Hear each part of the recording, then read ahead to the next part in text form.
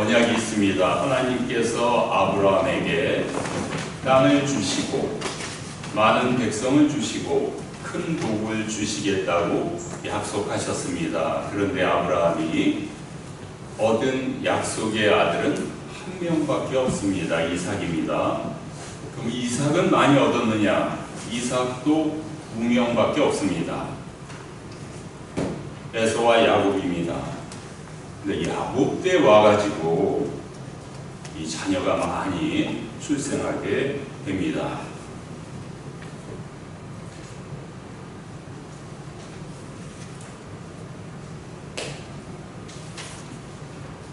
그래서 이렇게 야곱의 가족이 많이 늘어나게 되는데 하나님께서 어떻게 역사하셔서 야곱의 가족이 대가족이 되어서 이스라엘을 건국하는 세우는 이 기초가 되었을까요? 그래서 성경 이야기를 읽다 보면 야곱이 신부 라헬을 데려오는데 7년치의 신부 지참금을 장인어른에게 줍니다. 아니 1년치만 주는 것이 평상시에 통례였는데 왜 7년치를 주었을까요? 궁금하고요. 또 야곱은 7년이 지나서 라헬과 결혼식을 올리는데 언니 레아가 면사포를 이렇게 쓰고 왔는데 왜 구별을 못했을까요? 7년 동안 거기서 레아와 라헬을 지켜봤는데 왜 라헬을 알아보지 못하고 레아에게 속아서 장가를 갔을까요? 세 번째는요, 가축을 얻기 위해서 단색, 흰색이나 회색의 양과 염소는 라반에게, 아롱지거나 얼룩무늬 점 있는 것은 야곱에게 주기로 했는데 어떻게 해서 야곱이 아롱진 양을 태어나게 해서 많은 가축을 소유할 수 있었을까요? 이 세 가지를 묵상해 보겠습니다. 다윗도요, 사물로부터 기름 받은 것은 15세입니다. 그런데 왕이 된 것은요 40세입니다. 기름 부음 받고 곧바로 왕이 된 게 아니고요, 25년 동안을 사울 왕으로부터 추격을 당하고 죽임을 당할 뻔하고 도망다니고 아둘람굴에서 어려운 사람들과 함께 살며 이러다가 25년 만에 왕이 됩니다. 야곱은요 장자권을 얻었죠. 팥죽을 팔고 장자권을 얻었죠. 아버지로부터 축복권을 얻었죠. 그렇다고 해서 곧바로 이스라엘의 족장이 된 것이 아닙니다. 20년이라는 고통과 고난의 세월이 지난 다음에 이스라엘의 족장이 되었습니다. 야곱이 아버지로부터 축복권을 받았는데 이때 원래는 형 에서가 갖기로 했는데 에서가 사냥하는 고기를 준비하는 동안에 야곱이 에서 형처럼 이렇게 팔에 털을 붙이고 마치 에서인 것처럼 하고 들어가서 이삭 아버지로부터 축복권을 얻게 됩니다. 나중에 야곱이 이것을 이제 발각이 나고 에서는 야곱을 죽이려고 합니다. 그래서 야곱이 도망을 가죠. 도망갈 데가 어디 있겠습니까? 외삼촌 하란 그 있는 라반의 집으로 도망가겠다 계획을 하고 도망을 갑니다. 부엘세바에서 살다가 하란까지 가는 거리가 900km입니다. 근데 우리 인간이 매일 걸을 수 있는 거리는 하루에 30km밖에 되지 않습니다. 먹을 양식도 없고요, 마실 물도 없고요, 도망 다니는 심적 압박을 느끼고요, 30km밖에 도망을 못 갑니다. 내일 또 도망가야 되기 때문에 잠을 자야 됩니다. 도망가다가 루스라는 곳에서 돌베개를 메고 잠을 자게 됩니다. 야곱이 그 부잣집 아브라함 집의 손자였습니다. 뭐가 부족한 게 있었겠습니까? 그런데 야곱의 신세가 돌베개를 메고 자는 신세가 되었고 도망자의 신세가 되었습니다. 여러분 지금까지 살면서 우리 베개 없이는 잠을 못 잡니다. 어떤 베개를 베야 돼요. 근데 광야에서, 들판에서, 숲속에서 혹시 돌을 베개 삼아 자본 적이 있습니까? 야영 캠핑 간 거 말고요. 돌 베개를 베고 자신 분이 있습니까? 그런 분이 고난을 받은 겁니다. 인생의 고통을 경험해 본 겁니다. 돌 베개를 매일 같이 이렇게 베고 잠을 자는데 베델에서 꿈에 하나님의 음성을 듣게 됩니다. 원래 루스라는 곳인데 이름을 베델로 바꾸죠. 베델의 뜻은 엘이 하나님이니까 하나님의 집이 됩니다. 이곳에 잠을 자다가 꿈을 꿨는데 천사들이 사닥다리를 오르락 내리락 하고 있는 거예요.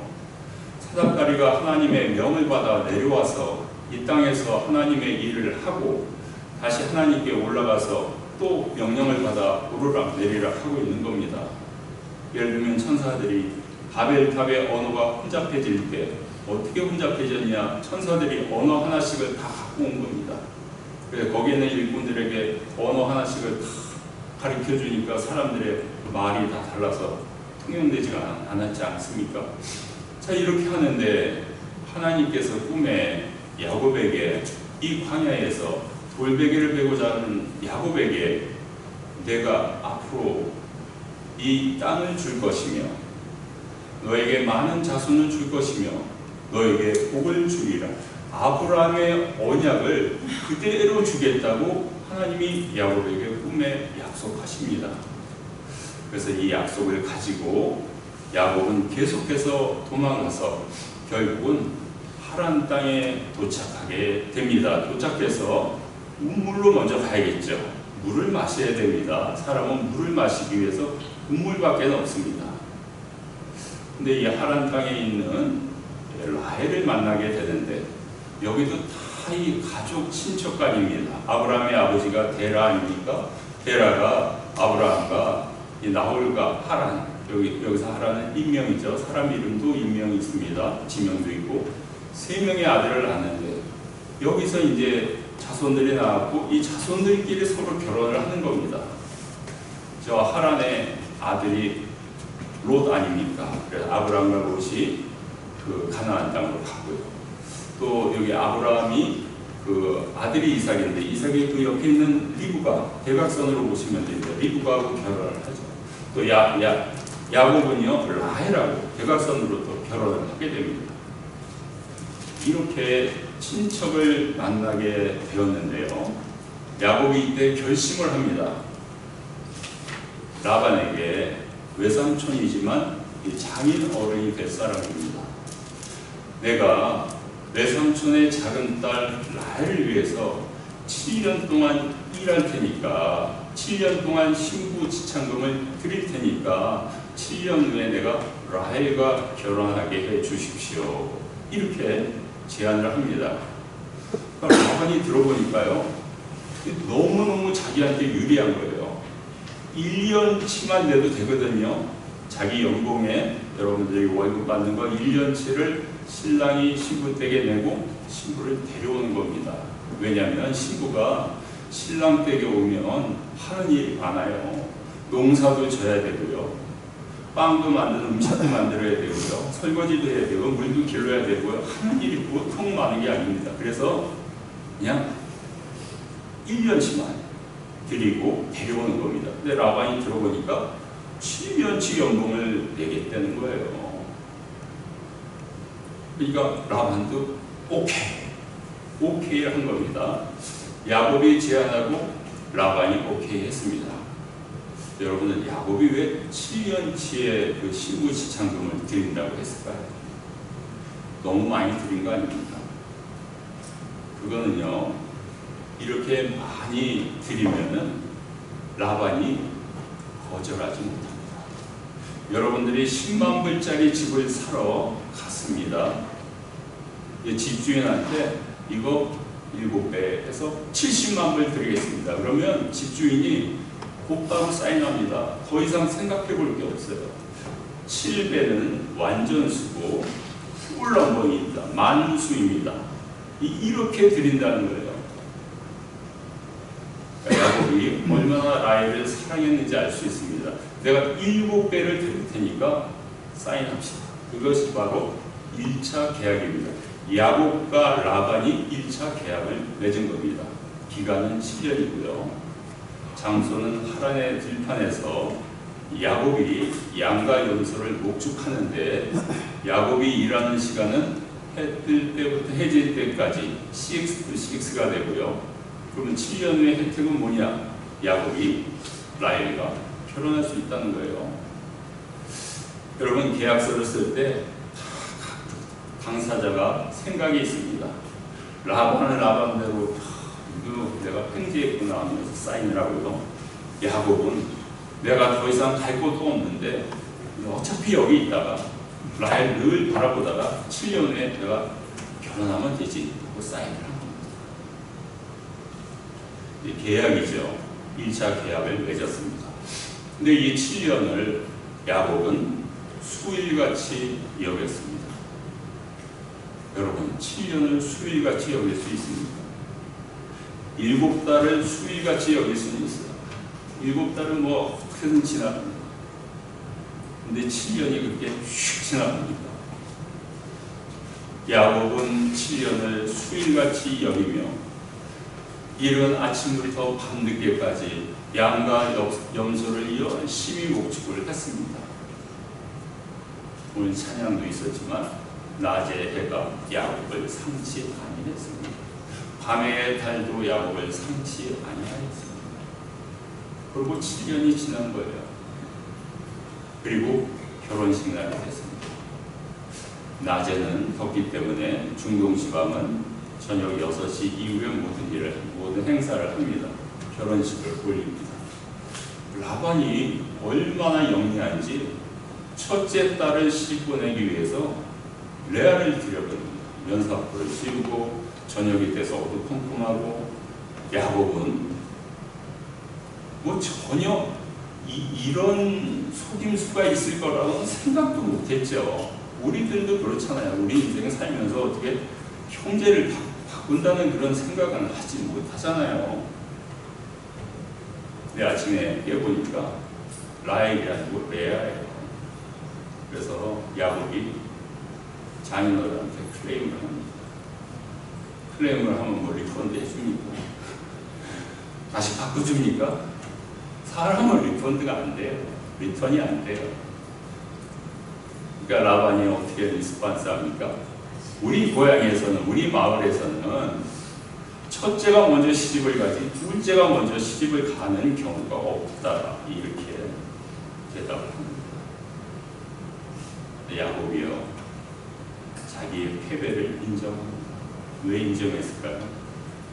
자기도 예전에 7년 전에 아버지를 속였고 아버지는 시력이 안 좋았을 거 아니에요. 이삭이 나이가 많아가지고 아버지를 속였는데 내가 건강한 눈을 가지고도 내가 속임을 당한 것은 그 벌을 받은 것이다. 패배를 인정합니다. 알았습니까? 알겠습니다. 예, 라반이 얼마나 영리한지요. 이때 기회를 놓치지 않고요. 어차피 레아하고 결혼했으니까 7일 동안 신혼여행을 가라는 거예요. 신혼여행이 어디냐면 멀리 가는 게 아니고 레아의 방이에요. 레아의 방 하는 거예요. 멀리 가는 것도 아니고 7일을 채우면 곧바로 라헬을 주겠다. 그리고 후불제로 이거는 후불제로 7년을 일해서 갚아라 이겁니다. 야곱은 사실 도망갈 데가 없어요. 도망갈 데가. 고향에 가면 형 에서가 호랑이처럼 우르렁거릴 거고 어디 갈 데가 없습니다. 그래서 할 수 없이 이 제안을 받아들입니다. 그래서 7일 동안 신혼살림은 차리고 라헬하고 다시 결혼을 하고 7년 동안은 다시 또 노동을 한 겁니다. 그 연봉을 안 받고 그거 다 받아서 그 장인어른 주는 거니까 다시 2차 계약서를 씁니다. 계약을 합니다. 기간은 7일 신혼여행 마치고 7년 노동하는데 하람피밭에서 양과 염소 목축하고 6시에서 6시까지 일하고 이번에는 라헬과 먼저 7일 후에 결혼하고 7년 후에는 이제 모든 것이 빚이 다 청산이 되는 겁니다. 이 사인을 한 겁니다. 여기서 또 누가 이익을 봤어요? 야곱이 이익입니까? 라반이 이익을 본 겁니다. 라반이 또 이익을 봤어요. 큰딸 시집 보내, 두 딸 시집 보내면서 2년치의 신부 지창금을 받아야 되는데 14년치의 지창금을 받는 거예요. 엄청나죠. 야곱이 14년 동안 일합니다. 근데 이 사이에 놀라운 일들이 생기죠. 놀라운 일들이 생깁니다. 야곱은 결혼을 한 번만 하려고 했어요. 그랬죠? 라헬하고 한 번만 하려고 그랬는데 속아서 2번 했어요. 근데 이 두 와이프가 얼마나 아들 경쟁이 심한지 자기 여종을 또 결혼시키는 거예요. 야곱하고. 그래가지고 야곱이 원치 않게입니다. 4번을 결혼한 거예요. 비라하고 실바라는 여종까지 해서. 자녀가 아들이 12명에 딸이 1명이 된 거예요. 이 정도면 나라를 세우는데 하나의 기초가 되거든요. 많지 않습니까? 그러니까 야곱이 실수하고 계약에서 많은 불이익을 당했지만 하나님께서는 그 실수를 그대로 받아들이고 이스라엘을 세우는데, 이스라엘을 만드는데 12지파로 사용하는데 이렇게 선용하게 됩니다. 놀랍지 않습니까? 여러분들도 살다 보면 계약 다 하십니다. 제일 큰 계약이 집 계약이죠. 집 계약이 제일 커요. 2번째 계약이 자동차, 차 계약이죠. 여러분 차 계약할 때 어떻습니까? 야, 이렇게 좋은 차를 내가 이렇게 싸게 사는구나. 파는 쪽에서는 어떻게 생각해요? 야, 이런 차를 이렇게 비싸게 내가 받으면서 파이낸싱까지 해가지고 내가 엄청나게 돈을 버는구나. 그럼 파이낸싱 하면은 그 이자가 엄청납니다. 그리고 써놓은 보면요. 매달 358달러 이렇게 써놨어요. 400달러 이러면 계산하기가 얼마나 좋아요. 357달러를 5년, 60개월로 갚으려니까 계산이 안 돼요. 그 차 계약도 있고요. 우리가 뭐 핸드폰 사는 것도 사실 계약입니다. 계약서 안 써도 계약이죠. 우리가 뭐 아마존에 물건 시키는 것도 다 계약입니다. 다 계약할 때는 내가 이익을 많이 봤어. 하지만 나중에 생각해보면 아이고 내가 실수했구나. 내가 이거는 손해를 봤구나. 이런 계약도 여러분 많을 줄로 압니다. 자, 이렇게 해서 야곱이 4명의 아내와 12명의 아들과 1명의 딸 18명이 있는 겁니다. 고향에 가야 장자권도 축복권도 누릴 수 있는데 여기 하란에 있으니까 매일 라반의 지시만 받는 종이 된 겁니다. 평생 종이 된 겁니다. 그러나 하란에서 브엘세바까지 갈 수가 없어요. 재산이 없기 때문에 가면서 뭐 먹어야 될 거 아니에요. 음식이 필요하잖아요. 재산이 하나도 없어요. 18명이 뭘 먹고 삽니까? 그래서 야곱이 마지막으로 계약을 한 번 더 하자고 합니다. 즉 양 가운데, 염소 가운데 단색 한 가지 색이 나오면 장인 어른 것으로 하시고 아롱지거나 얼룩리거나 점 있는 것이 나오면 제 것으로 하겠습니다. 그러니까 라반이 들어보니까 대부분의 양들은 단색이지. 아이고 이게 아주 그냥 야곱이 평생 내 종이 된다고 아주 결심을 했구만. 아주 결심을 했어. 1차, 2차, 3차 계약까지 아주 나한테 오는 거예요. 다 갖다 바치는 거예요. 오케이, 사인. 여러분 대부분의 양들은 단색이에요. 이렇게 얼룩무늬 아롱진 양 보신 적 있으세요? 보신 적 없을 겁니다. 야곱은 그런데 왜 이렇게 불리하게 계약을 했을까요? 이거 말고는 없어서 그래요. 이거 말고는 재산을 가질 수 있는 방법이 없어요. 라반이 야곱에게 주겠다고 한 월급을 10번이나 변형하였더라. 그래, 그럼 내년 되면 내가 한 양 20마리 줄게. 이렇게 한 거예요. 근데 내년이 됐는데 안 줘요. 별로 사정이 안 좋은 것 같아서 내년에 30마리 줄게. 또 내년 된 거예요. 장인어른, 양을 30마리 주십시오. 이번에도 별로 경제가 안 좋은 것 같아요. 내년에 40마리 줄게. 10번을 바꾼 거예요. 그러니까 계약서를 써야 돼요. 쓰지만 야곱한 데는 불리한 계약서를 써야 됩니다. 야곱한 테 유리한 걸 쓰면 라반이 사인해 주겠어요? 사인 안 하죠, 당연히. 그러니까 아롱진 것은 제가 갖고 반색으로 나오면 장인어른이 가지십시오. 3차 계약을 한 겁니다. 라반이 얼마나 영리한지요. 아롱지고 얼룩무늬고 전문이 있는 이런 양들은요, 다 멀리 아들 목축하는 그 농장으로 보냈습니다. 3일 길을 가야 돼요. 그러니까 야곱이 몰래 가서 아롱진 양을 한 마리 데리고 오려면 가는데 3일, 오는데 6일. 그럼 여기 있는 양들은 누가 봅니까? 양들이 다치거나 손해 입으면 그걸 다 물어줘야 돼요. 라반한테. 라반이 이렇게 영리해요. 다 단색 양만 있는 겁니다. 다 단색 염소만 있는 겁니다. 해봐. 무슨 몇 마리나 얼룩진 게 나오겠어. 100마리당 한 마리나 나올까? 한 마리는 너 가져. 자네가 가져. 이렇게 된 거예요. 야곱은 이 방법밖에 없었어요. 재산이 늘릴 방법이. 월급을 자꾸 바꾸니까 안 주겠다 그러니까요. 3차 계약서에 사인을 한 겁니다. 기간은 무한정이고요. 파란 들판에서 양과 염소 목축하고요. 6-6고요. 야곱은 아롱지고 점 있고 얼룩무늬 있는 양과 염소를 소유하기로 했는데 그런 염소들은 양들은 벌써 싹 다 치웠습니다. 라고. 그런데요, 대역전이 일어나요. 대역전이 일어나요. 아니, 이렇게 새끼를 뵐 때마다 그러니까 얼룩무늬가 있어요. 왜 아롱지고 이렇게 점 있는 양이 계속 나오는 거예요. 왜 나오는지는 조금 이따 말씀드릴게요. 그래가지고 야곱 농장에는 그냥 차고도 넘쳐. 풀밭이 모자라요. 근데 라반 농장에는 단색이 별로 없어요. 단색이. 그래가지고 대역전국이 일어납니다. 그래서 야곱이 여기서 가축, 재산을 갖게 돼요.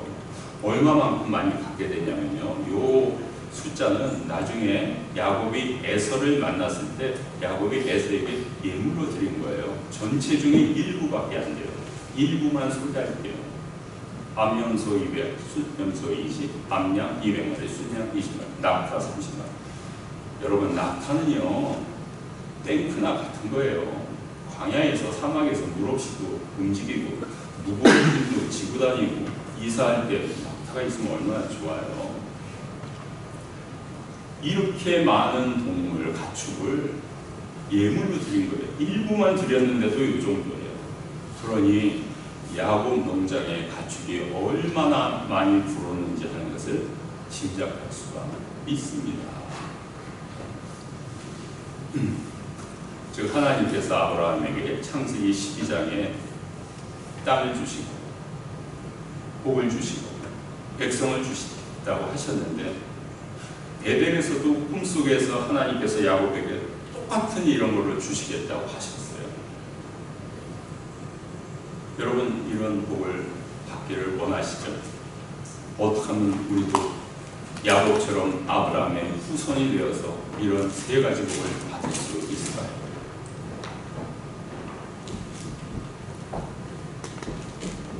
갈라디아서 3장 7절에 그 해답이 있습니다.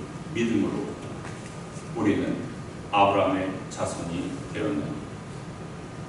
여러분, 아브라함은요, 히브리 민족의 조상이라고 하지 않습니다. 이스라엘의 조상이라고 하지 않습니다. 믿음의 조상이라고 합니다. 믿음의 조상의 후예가 되려면요, 우리도 믿음을 가집니다. 사도 바울이 아주 명쾌하게 설명하고 있습니다. 우리도 세 가지 복을 주세요. 아브라함이 받았던 언약 세 가지 복을 주세요. 그럼 믿음으로 아브라함의 후예가 되는 거예요. 야곱도 이런 복을 받았습니다. 야곱이 하란 땅에 갔지만 여기서 돌아오면 부에서가 큰 땅을 얻게 되고요. 자손들도 많이 얻었고요. 가축이라는 재산의 복도 엄청나게 차고 넘칩니다. 여러분도 믿음으로 이런 세 가지 복을 소유하시기를 축원합니다.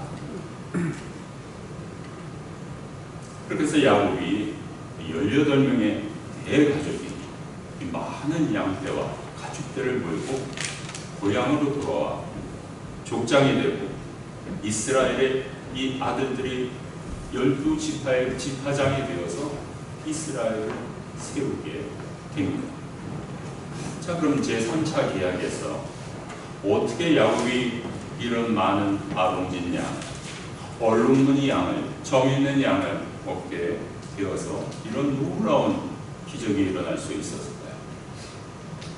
야곱은 하나님의 그 음성을 듣고 하나님 하라는 대로 나뭇가지를 벗겨서 물 부유에서 양들이 와서 물을 먹고 새끼를 빼게 했어요. 우리 기독교는요, 모든 것이 물에서 시작합니다. 물 부유는 가축들이 물을 마실 수 있도록 이렇게 나무를 깎아서 만들어 놨어요. 그 물을 부어놓으면 가축들이 물을 마시죠. 또 먹이도 갖다 놓죠. 그 위에다가. 기독교는 다 물에서 시작합니다. 나중에는 야곱의 우물도 있죠. 사실 이거는 이삭이 판 거예요.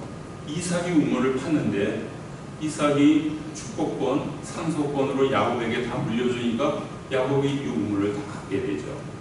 근데 왜 이삭의 우물이라고 하지 않고 야곱의 우물이라고 할까요?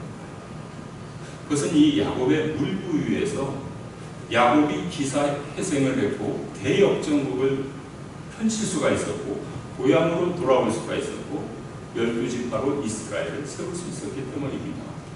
야곱의 물부유에서 야곱의 우물이라는 이름이 붙여졌습니다. 야곱의 우물에서 이삭이 리브가를, 야곱이 라헬을 만났고 모세가 시보라를 만났습니다. 또한 우리 기독교는 예수님의 세례로부터 시작합니다. 세례요한이 예수님께 물로 세례를 줌으로 말미암아 예수님의 공생애가 시작됩니다. 또 예수님께서 첫 번째로 행하신 기적이 갈릴리 가나의 혼인잔치에서 물이 포도주로 바뀐 사건입니다. 물이 이렇게 중요합니다.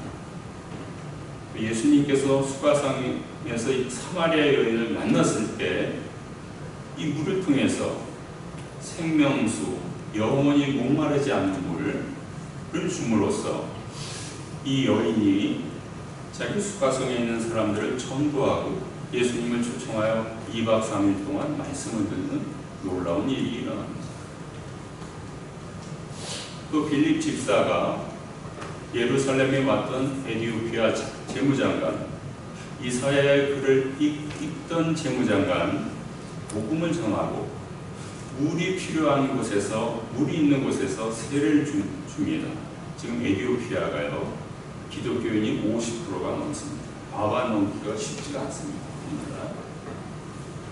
그리고 가장 중요한 것은요, 예수님이 말 부유, 말인지 하여튼 그 가축이 있는 부유, 그 옆에서 탄생하신 겁니다. 그게 물을 담아 놓는 거예요. 여기서 기적이 일어납니다. 자, 라반은 야곱이 아론진 양을 얻지 못하도록 얼마나 많은 영리한 행동을 했습니까? 사탄은요, 이 하나님이 보내신 이 아들이 의인으로 태어나지 못하도록 얼마나 많은 방어를 했습니까?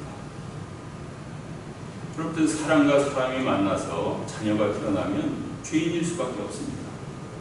사탄은 너무 좋은 거예요. 아담의 후예들은 다 죄인이라는 거예요. 근데 하나님이 사람을 태어나게 하시죠.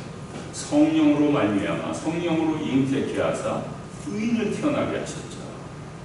아기 예수님이 의인으로 태어나셨죠. 그 아이디어를 사탄은 몰랐던 겁니다. 야곱의 물부유는 장차 일어날 예수님의 말구를 예표하고 있습니다. 야곱이 아롱진 양들을 얻어서 가축을 말미암아 이제 다시 고향 땅에 돌아가 족장이 되고 그 후손에서 예수님이 탄생하죠. 예수님은요, 아담의 후예이기 때문에 이 죄인밖에 태어날 수 없는 이 상황에서 성령으로 말미암아 아롱진 양처럼 의인으로 태어나셔서 우리를 구원하시게 됩니다. 라반은 야곱을 막으려고 했고요. 사탄은 예수님의 탄생을 막으려고 했는데 막지 못했어요. 오늘 말씀을 통해서 몇 가지 묵상을 해보고자 합니다. 야곱은 1차 계약에서 실수했습니다. 손해봤습니다. 2차 계약에서도 손해봤습니다. 3차 계약은 내가 불이익인지 내가 불리한지 알지만 어쩔 수 없이 이렇게 제안할 수밖에 없었습니다. 근데 하나님의 언약이 할아버지 아브라함에게도 주어졌고 야곱의 베델의 그 꿈속에서도 주어졌기 때문에 이 언약이 이 라반을 역전시킵니다. 여러분들 언약이 위에 있습니까? 계약이 위에 있습니까? 언약이 위에 있습니다. 우리들은 계약할 때 실수할 수 있어요. 잘 몰라서 실수하는 경우도 있고요. 덤벙덤벙대다가 사인하는 경우도 있습니다. 그리고 내가 큰 이익을 갖다고 생각하면서 사인하는 경우도 있어요. 나중에 보니까 내가 잘못했네. 그래도 언약이 계약을 이깁니다. 언약이 계약 위에 있습니다. 여러분들 혹시 계약 잘못해가지고 아이고 이거 손해인데 하시는 분 계시지 않습니까? 우리 믿음의 조상 아브라함의 후예가 됐습니다. 우리 세 가지 받을 수 있습니다. 땅도 자손도 복도 받을 수 있습니다. 그 고난 가운데 있을 때 부르는 찬송 복음성가가 있습니다. 왜 나만 겪는 고난이냐고 불평하지 마세요. 고난의 뒤편에 있는 주님이 주실 축복 미리 보면서 감사하세요. 여러분들 계약 위에 있는 언약을 믿으면서 감사하시기를 축원합니다. 우리는 믿음으로 아브라함의 자손이 되었습니다. 우리도 야곱처럼 이 세 가지 복을 받을 수 있습니다. 믿음을 계속 유지하시기를 축원합니다. 세 번째로 야곱의 물부유에서 기적이 일어났습니다. 정말 라반이 다 차단시켜 놨는데 여기에서 벌로문이 아롱진 양이 태어난 겁니다.